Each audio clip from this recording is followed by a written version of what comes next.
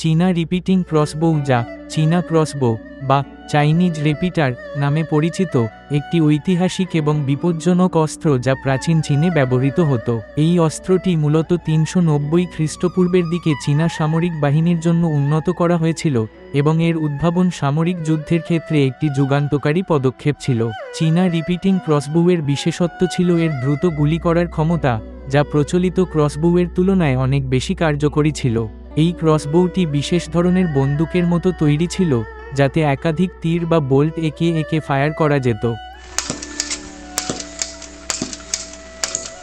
এটি একটি mechanical device ছিল, যেখানে একটানা টানা বা ধাক্কা দেওয়ার মাধ্যমে তীরটি গুলি করা যেত। কিছু ক্রসবোউতে এমন একটি সিস্টেম ছিল যেখানে একাধিক তীর সংরক্ষণ করা হতো এবং তীর একে একে গুলি করার জন্য একটি লিভার মেকানিজম ব্যবহার করা হতো। এর ফলে একটি সময়ে একাধিক শট ফায়ার করা সম্ভব হতো, যা সেকেন্ডের মধ্যে শত্রুকে অপ্রস্তুত করতে সহায়ক ছিল। এটির প্রধান সুবিধা ছিল এর দ্রুততা এবং কার্যক্ষমতা।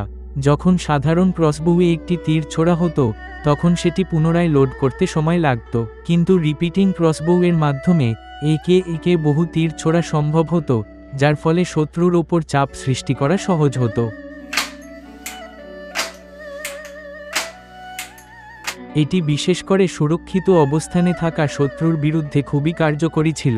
এই অস্ত্রটি চীনা সামরিক বাহিনীর মধ্যে বিশেষভাবে জনপ্রিয় ছিল এবং এটি দীর্ঘ সময় ধরে বিভিন্ন যুদ্ধের সময় ব্যবহৃত হয়েছিল।